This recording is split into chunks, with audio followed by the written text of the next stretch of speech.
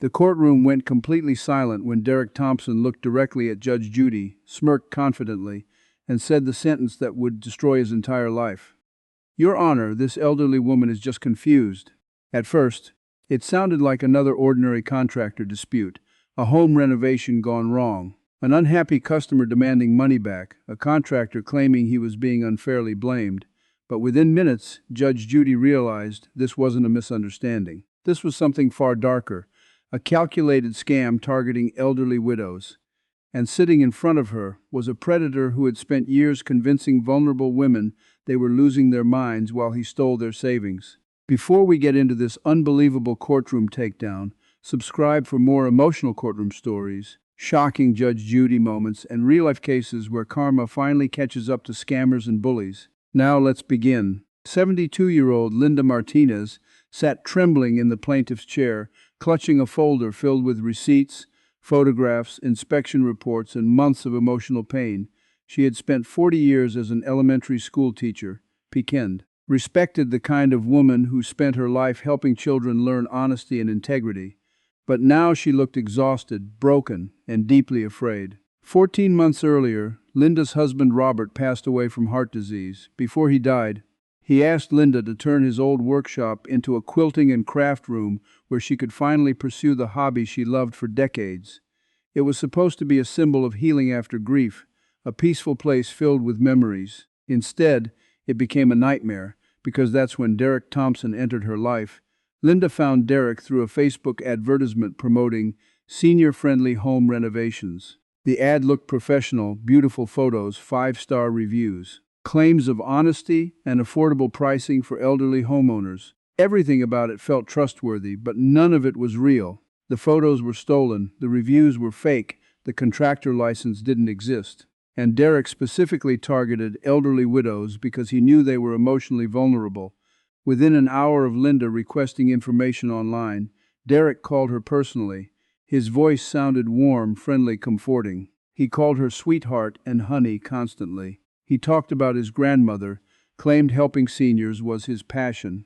And when he visited Linda's house, he acted like family. He spent 2 hours pretending to care about Robert's memory while promising to create the most beautiful craft room imaginable. The total cost $8,500, but Derek aggressively pushed for a $6,000 cash deposit immediately. He claimed paying cash would save contractor fees. Linda trusted him. She withdrew nearly all of her emergency savings and handed it to a man she had known less than 3 hours. That decision nearly destroyed her life. Over the next few weeks, Derek barely worked. He arrived late, left early, spent most of his time on his phone, and instead of renovating the workshop, he destroyed it. He tore down walls incorrectly, damaged electrical wiring, created a dangerous gas leak, and compromised the structural integrity of Linda's home.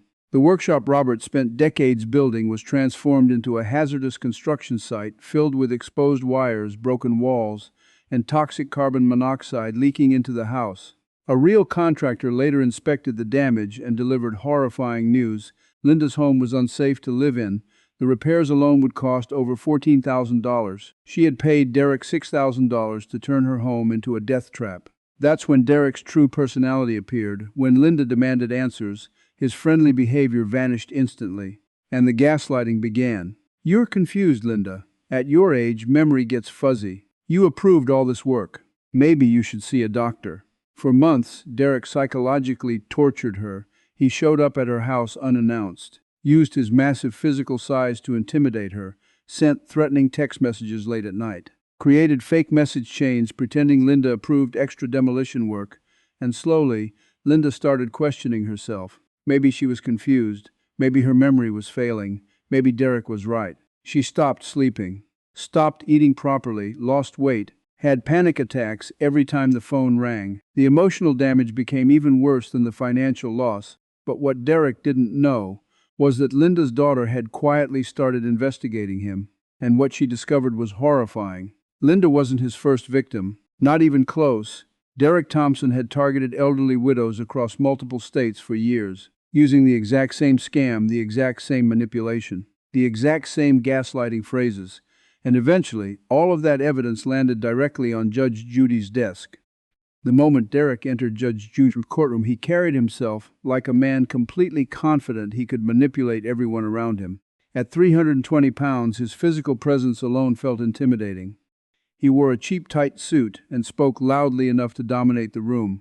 But Judge Judy noticed something immediately. Derek wasn't nervous. Because predators rarely fear consequences until it's too late, the hearing began with Derek confidently blaming Linda for everything. "She's confused," he repeated coldly. "At her age, memory problems happen." Judge Judy's expression hardened instantly. Then she started asking questions, silly questions, about permits, licenses, business registration, insurance, and with every answer Derek gave, his lies started collapsing. He couldn't provide a real contractor license, couldn't explain missing permits, couldn't verify his business registration. Then Judge Judy revealed the truth. The courtroom learned Derek's company didn't legally exist. The renovation photos were stolen from Pinterest. The fake text messages came from burner phones connected to Derek's business partner.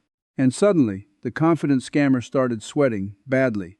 But Judge Judy wasn't finished. Not even close. Because she had prepared something Derek never expected, a secret witness, the courtroom monitor suddenly turned on, and Derek's face instantly lost all color. An elderly woman appeared on screen from Arizona, Maria Chen, another widow. Another victim, another woman Derek had targeted with the exact same scam. Maria calmly described how Derek stole $5,000 from her after pretending to renovate her bathroom, and then she repeated the exact same phrase Derek used on Linda. "At your age, memory gets fuzzy." Word for word, the courtroom exploded in shock. Derek completely unraveled. For the first time all hearing, the bully looked terrified. He demanded a lawyer, tried denying everything, but it was over. Judge Judy had already exposed the entire operation. Then came the final destruction. "You're not a contractor," Judge Judy said coldly. "You're a predator." She ordered Derek to pay Linda over $25, zone in damages, and announced she was forwarding the entire case to prosecutors in multiple states for criminal investigation. The courtroom erupted into applause. Linda broke down crying.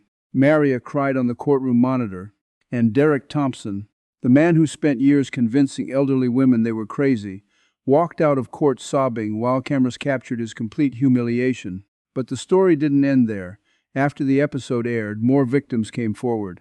Police launched investigations across multiple states, and eventually, Derek was arrested and sentenced to prison for elder fraud. Meanwhile, Linda and Maria started a non-profit organization helping protect seniors from scams and psychological manipulation, because sometimes the strongest people aren't the loudest ones in the room. Sometimes, they're the people who survive being broken and still find the courage to stand back up again.